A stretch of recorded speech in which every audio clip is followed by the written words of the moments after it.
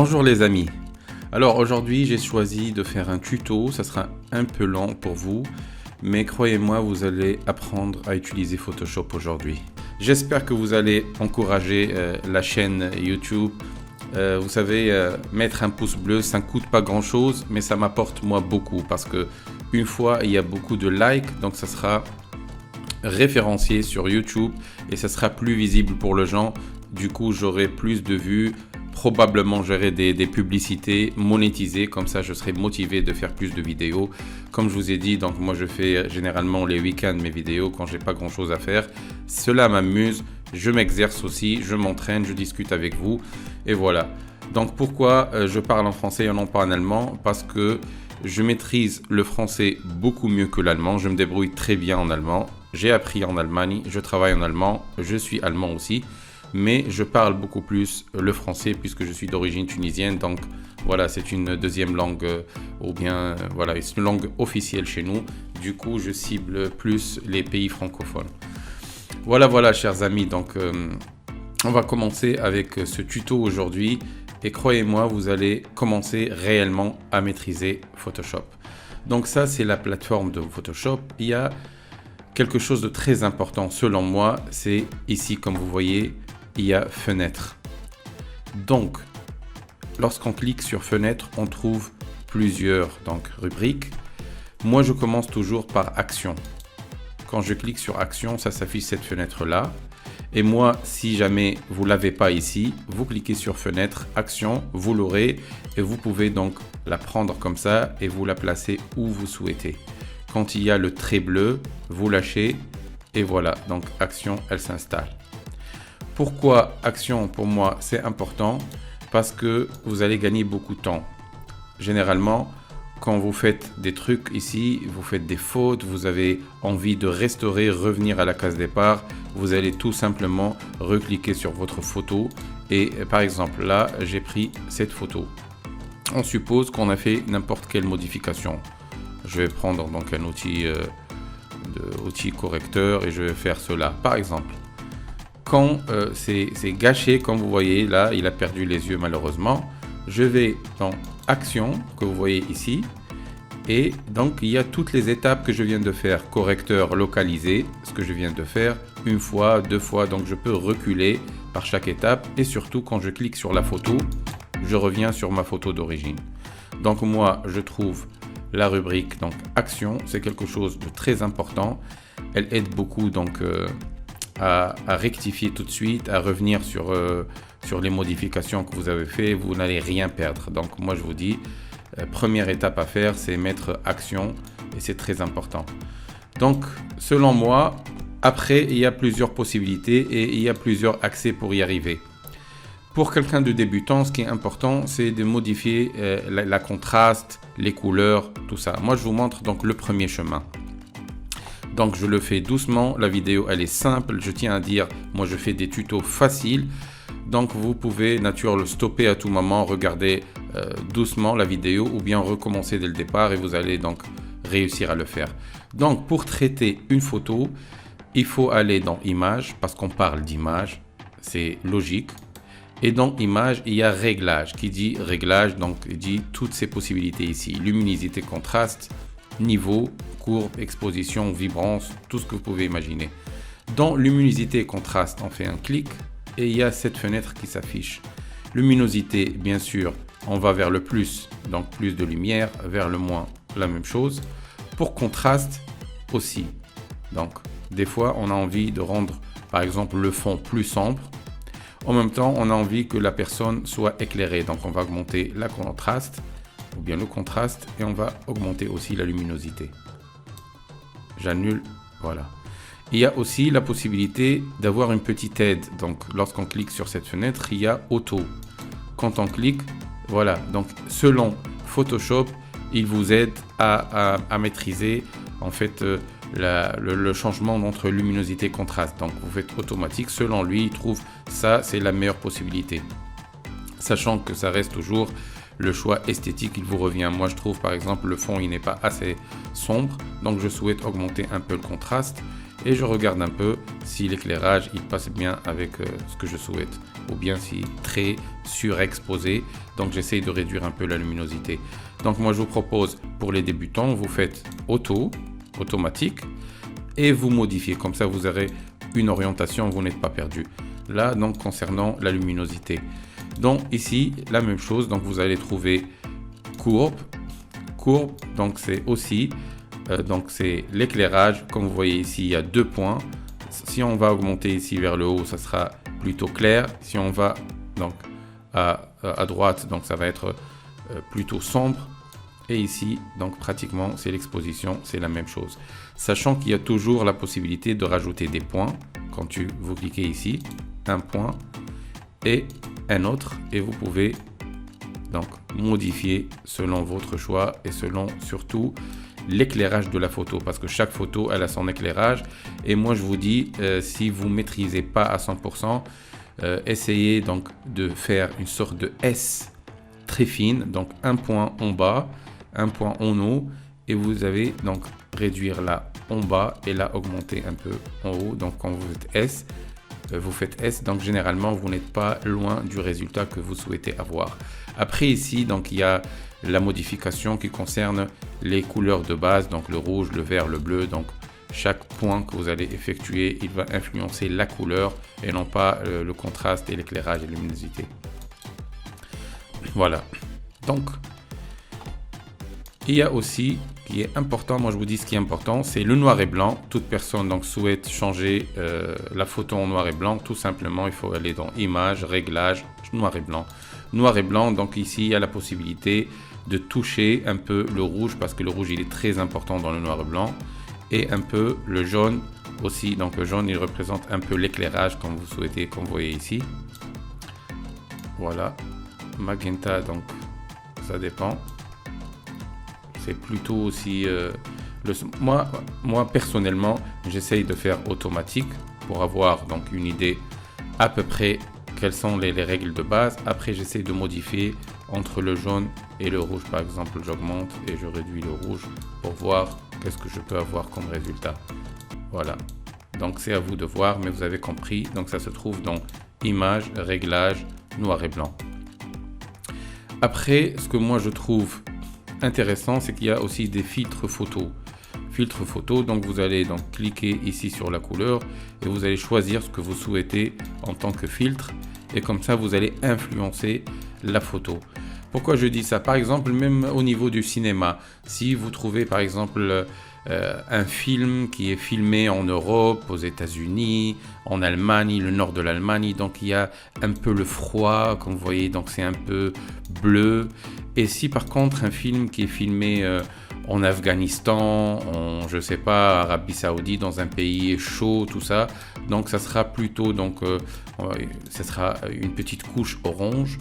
Et voilà, donc comme ça, même dans le cinéma, si vous avez regardé le film One Man Fired, zum Beispiel, de Denzel Washington, donc le teint c'était plutôt jaunâtre, c'était plutôt, voilà, c'était le Mexique, c'était le désert, c'était voilà le vide un peu, c'était un peu jaunâtre. Et dès qu'il y a des scènes aux États-Unis, on voit tout de suite que ça devient du bleu, ça devient voilà. Donc moi je trouve les filtres, ils sont faits plutôt pour l'esthétique, pour donner un tempérament à votre photo. Et voilà, donc pour filmer exactement, pour plutôt avoir un aspect de film, un aspect de cinéma. Ce que j'aime aussi particulièrement donc ici, dans les réglages, c'est la correction sélective. Sélective, ça veut dire quoi? Par exemple, moi je trouve la photo, elle est très bien, sauf que ici le caleçon qu'il porte, le boxeur, il est pas assez foncé, le jaune, ou bien il est trop foncé mais pas assez clair. Donc je peux sélectionner seulement le jaune, et là je vois en bas dans le noir, je peux donc faire une modification, soit augmenter, soit rendre, voilà, là je l'ai rendu par exemple plus foncé, sans pour autant toucher les autres couleurs. Donc je suis vraiment aller vers la couleur que je souhaite modifier. Certes, il y a une petite modification au niveau de la peau, parce que la peau, elle contient aussi du jaune et du rouge, donc c'est une évidence. La même chose, je sais pas, je vais prendre par exemple le noir et je vais essayer de rendre la photo, le fond un peu plus clair ou un peu plus foncé, ou les cheveux par exemple, ou bien plus d'ombre, plus de contraste. Donc je choisis seulement le jaune. Moi, selon moi, par exemple, la photo, elle est bien, mais je peux quand même réduire un peu le niveau du rouge. Donc je prends le rouge et je réduis un tout petit peu.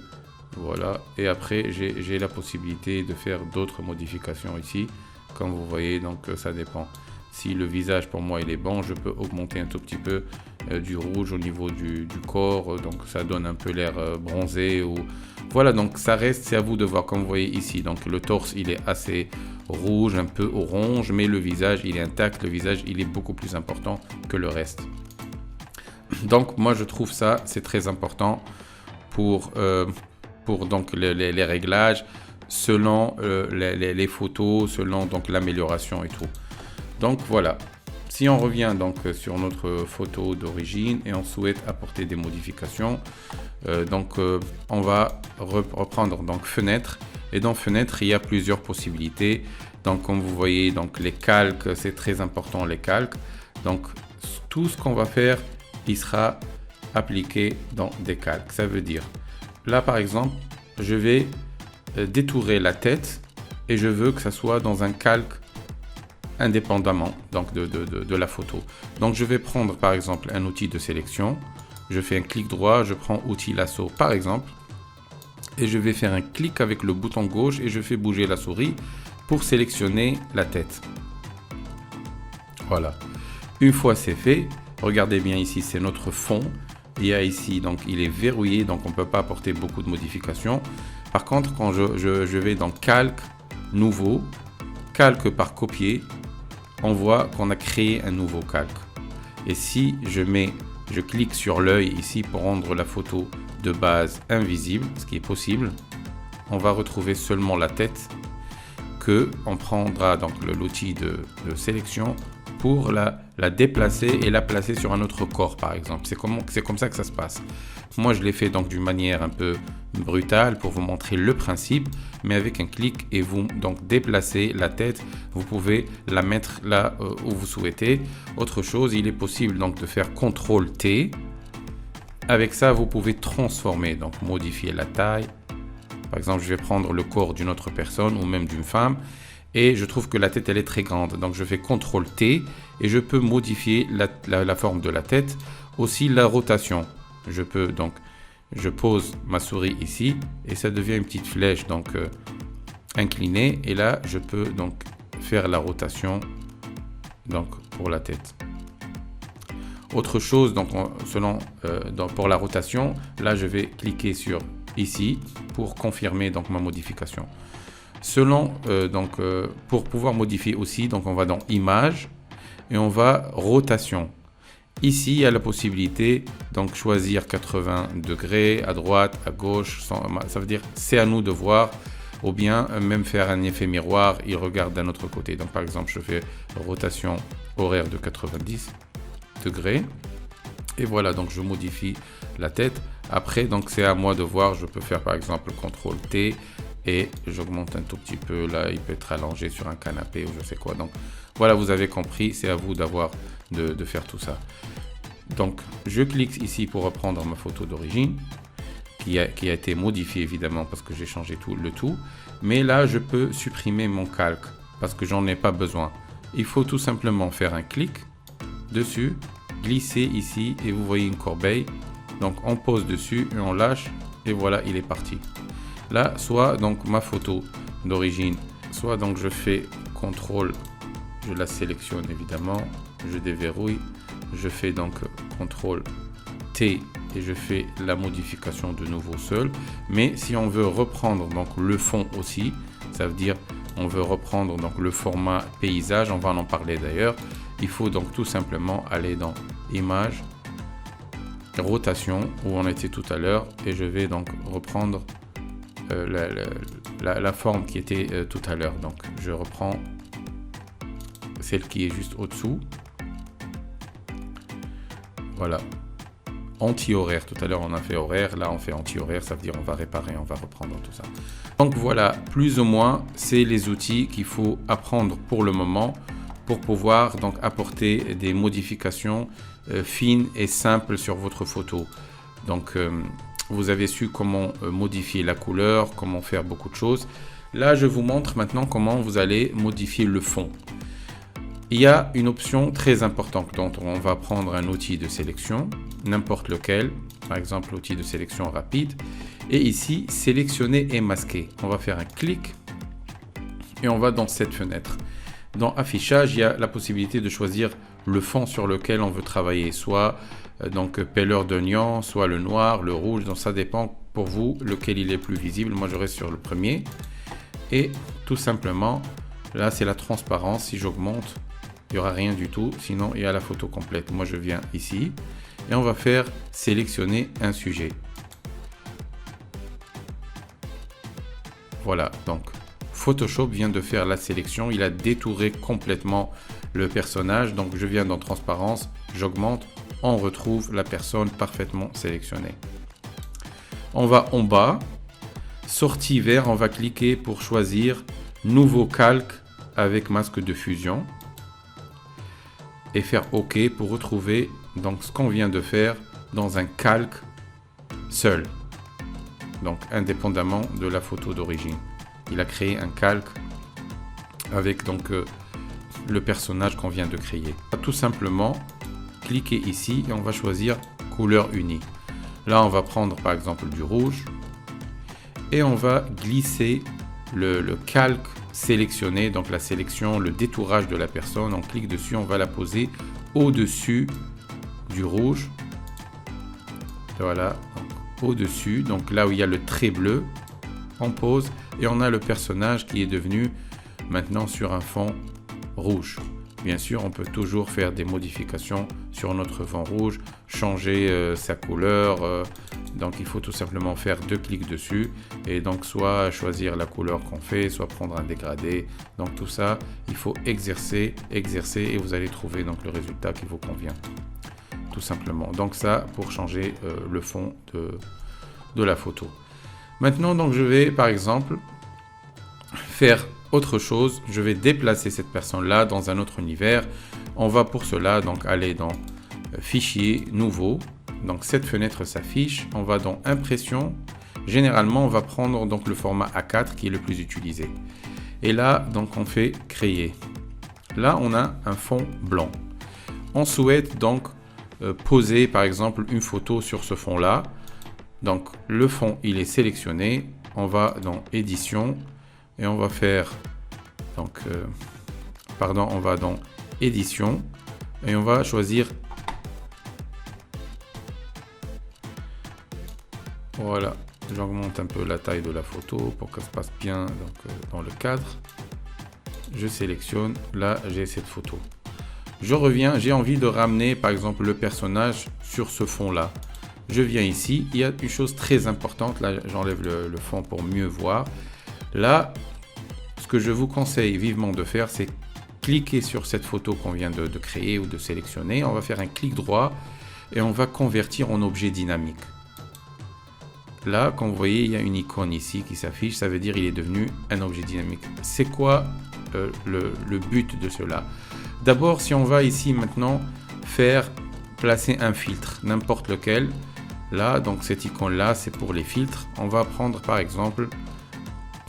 Je ne sais pas moi, je vais prendre peinture à l'huile et je vais placer un filtre. Je vais augmenter les valeurs donc pour voir un peu échelle pour que ça soit visible. Ah, voilà. Et là je fais OK. Là j'ai fait donc une modification au niveau de la peau et tout. Ce qui est bien, c'est qu'elle n'est pas directement appliquée sur notre photo. Elle est dans une fenêtre qui est au-dessous. Cette fenêtre-là, soit on va cliquer sur l'œil pour la rendre visible et la refaire, soit pour un flou, soit pour changer une couleur, soit ce que vous souhaitez faire, ou bien cliquer dessus, glisser et mettre dans la poubelle. Comme ça, on a notre photo intacte, on n'a pas fait de modification dessus. Autre chose, pour mettre cette photo-là ici, il faut tout simplement cliquer sur la photo, la glisser, aller ici, on vient que cette photo, elle s'affiche et on pose notre photo. D'accord. Ici, il y a toujours la possibilité de modifier la taille. Si on fait CTRL-T, on peut agrandir la photo. Par contre, si on la réduit et elle n'est pas donc, en mode objet dynamique, on n'arrive pas à la agrandir de nouveau. Donc, elle va perdre de qualité, perdre de pixels. Par contre, si par exemple là, elle est en mode dynamique, je la rends toute petite. Je mets ici pour que ça soit visible par exemple et je sélectionne. Voilà. Et après, là, je change d'avis. Je veux que ça soit beaucoup plus grand. Je fais CTRL-T de nouveau. J'augmente, je sélectionne et j'ai pas perdu la qualité de la photo. Elle reste intacte. Par contre, si il ne s'agit pas d'un outil, donc d'un objet dynamique, chaque modification, elle est pratiquement unique. On n'a pas le droit de la modifier. Voilà. Donc toujours, on peut sélectionner une autre photo et apporter des modifications seulement pour cette photo-là qui est donc au premier plan maintenant. On peut augmenter le contraste, faire les modifications et tout. Et voilà, excusez-moi. Là, on a fait par exemple, je reviens, parce que c'est un détail assez important. Là, on a notre photo qui est dans le premier plan.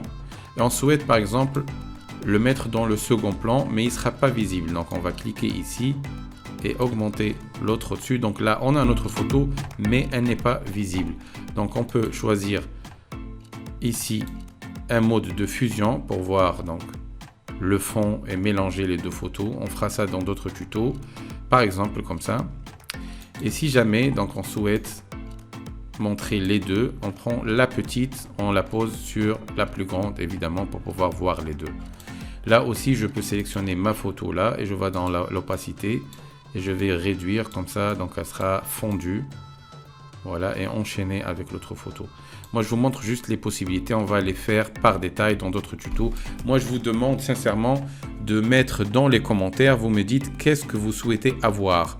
C'est quoi les détails que vous souhaitez voir? Moi, je vous montre en général. Après, vous dites, ah, l'enchaînement des deux photos, c'est très important pour moi. Ou bien la modification de la taille, ou bien l'augmentation de la taille de... Là, on fera un tuto spécialement pour ça. Ça sera rapide, ça ne va pas dépasser les 5-6 minutes. Mais moi, l'essentiel de vous faire comprendre comment réagit, comment fonctionne Photoshop. Voilà. Donc là, pour le moment, donc, on a modifié CTRL-T la taille.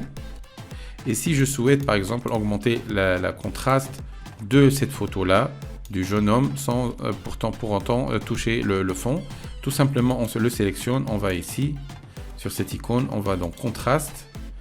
Et là, il faut faire attention, il faut sélectionner, elle est sélectionnée automatiquement, cette zone-là. On va sur cette flèche et on fait un clic. Ça veut dire quoi? Il y a la flèche là qui s'affiche. Ça veut dire l'effet il sera applicable ou appliqué seulement sur la photo au-dessous. Il ne va pas toucher à cette photo là de fond. Là, si je vais augmenter le contraste, voilà. Il n'a pas donc touché le fond. Il y avait une petite faute tout à l'heure, donc je l'ai fait. J'ai changé le contraste sans cliquer sur cette flèche et il a changé le tout. Mais là, je peux tout simplement donc modifier la photo de l'avant-plan et non pas la photo de l'arrière-plan. Donc voilà, tout simplement. Après, soit je clique sur l'œil ou bien un clic, mettre dans la poubelle, et donc faire disparaître l'effet que je viens de créer. Voilà. Je reviens sur cette photo-là, plutôt sur le fond maintenant. Je vais déverrouiller pour pouvoir apporter mes modifications. Et je vais vous montrer un outil qui me semble assez intéressant. Donc je vais augmenter un peu la taille pour voir le résultat. Je vais sur plus, je fais un clic. Voilà, donc je vais zoomer. Pour zoomer, donc par exemple, ce qui m'intéresse, c'est l'œil. Je clique dans l'œil et je bouge un tout petit peu la flèche. Et voilà, je vais tout droit, direct. Voilà, pour dézoomer, flèche, je prends le moins. Et la même chose, je clique là où je souhaite et je réduis. Tout simplement, je reste toujours au niveau de l'œil. Si jamais ça se déplace ou je veux sélectionner notre zone, j'appuie sur la barre espace et donc le zoom il devient une petite main et je peux me déplacer, m'orienter de nouveau au niveau donc des mains, poitrine ou bien l'œil. Voilà. Donc moi maintenant, j'ai zoomé pour pouvoir vous montrer donc les modifications que je souhaite faire d'une manière plus claire. Ici dans filtre, il y a fluidité. Lorsqu'on clique dessus, une fenêtre qui s'affiche. Voilà, je zoome pour vous montrer. Là, comme vous voyez la bouche, c'est pas sourcil du tout. Il y a bouche, sourire. Donc si on augmente vers le droit, on va apporter un sourire à la photo, tout simplement. Voilà. Pour les filles, donc lèvres supérieures, pas la peine de faire du botox, il faut tout simplement augmenter à droite ou bien à gauche, même pour les hommes, ceux qui aiment avoir ça. Lèvres inférieures, donc soit réduire la taille ou bien augmenter. Voilà, je vous montre comment faire, pas pour l'esthétique pour le moment, mais voilà, la largeur de la bouche aussi. Moi je trouve que la largeur elle est reliée au sourire, donc si on fait un sourire, c'est forcément, on va donc avoir une bouche plus ou moins large, et la lèvre inférieure, on va la réduire un tout petit peu parce que forcément la bouche elle est large, donc la lèvre elle est plus ou moins renfermée, réduite. Voilà, vous avez compris. Là j'augmente ici et je vais vers les yeux. Donc là c'est une chaîne. Si on souhaite faire la modification sur un seul œil, il faut que ça soit décoché. Si on souhaite donc faire sur les deux en même temps, il faut coucher et bouger. Par exemple là, comme vous voyez, donc là c'est petit, là c'est grand. Là aussi je sélectionne et la hauteur. Hop, largeur des yeux. Et si par exemple moi je me dis je veux qu'il a l'œil, celui-là seulement on peut fermer ou je sais pas quoi, donc je désélectionne ça et j'essaye de modifier un œil et non pas les deux. Donc voilà, là le plutôt il est fermé. Voilà, l'autre il reste plus ou moins normal. Voilà, voilà. Il y a l'aperçu, donc vous cliquez, vous voyez donc qu'est-ce que vous avez modifié au niveau de la bouche, au niveau des yeux, blablabla. Voilà, c'est à vous de voir. Ici aussi, donc ça c'est un outil déformation. On clique dessus et là, je réduis la taille donc de mon pinceau pour mieux voir. Par exemple, là c'est beaucoup. Je clique sur la zone que je souhaite déformer pour augmenter un peu les sourcils, pour, je ne sais pas, agrandir un peu le nez, pour faire n'importe quelle modification. Généralement, il est fait pour les caricatures. J'ai fait déjà un tuto pour la caricature et vous pouvez voir ça. Donc ici, c'est reconstitution. Donc, il faut faire tout simplement des clics pour réparer ce qu'on a fait tout à l'heure, pour reconstituer la zone qu'on vient de modifier. Donc, avec cet outil-là, on ne peut pas faire beaucoup de fautes parce qu'on peut corriger tout simplement. Là, l'icône, c'est outil visage. Donc voilà, on peut apporter des modifications au niveau des yeux avec la flèche. On clique, on tourne un peu les yeux. On clique ici, on a la forme du visage. On peut le rendre donc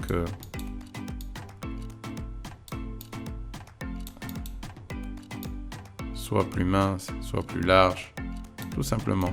On peut modifier le menton, l'augmenter, la tête, un peu le front. Donc voilà, ça apporte des modifications au niveau du visage. On peut tout simplement faire annuler pour retrouver notre photo d'origine. Et voilà. Donc on a compris plus ou moins comment fonctionne Photoshop. C'est pas miraculeux, c'est pas très compliqué. Toute personne qui souhaite faire des choses plus professionnelles, quoi que ce soit, il y a des tutos sur internet. Donc l'essentiel, moi je vous invite toujours à essayer de cliquer, de chercher. Il y a des filtres, il faut essayer beaucoup les filtres, voir qu'est-ce que ça donne. Les fenêtres, donc tout ce que vous souhaitez avoir, paragraphes pour les textes, les formes, etc. Il se trouve ici dans fenêtres. Ici donc pour sélectionner, désélectionner, etc. Ça, les options du texte. Calque, ce qui est important, c'est après avoir sélectionné une zone, on fait nouveau, calque par copier. Image, donc ce qui est très important dans image, c'est réglages pour modifier couleur, toute autre chose, les contrastes, etc. Donc il faut pour remplir une zone, pour transformer manuellement une photo, Tout ça, on peut les voir dans d'autres tutos. Et ici, pour enregistrer donc, et exporter en mode de fiche, GIF, pardon, PNG, tout simplement. Donc, il y a plusieurs options à faire ça. Là aussi, il y a préférences. Quand vous cliquez, il y a général. Donc, il y a toutes les options, toutes les préférences que vous souhaitez avoir. Ici, dans l'espace, dans le travail, outils, pour, par exemple, dans interface, vous pouvez, présentation, la langue, vous pouvez changer la langue. Si vous avez installé allemand, espagnol ou quoi que ce soit, donc ça se fait ici. Voilà, tout simplement, c'est ça l'interface. Il faut exercer, il faut essayer, ça c'est la main. Donc, ce que j'ai, on va voir son effet lorsqu'on zoome, évidemment, on prend le plus.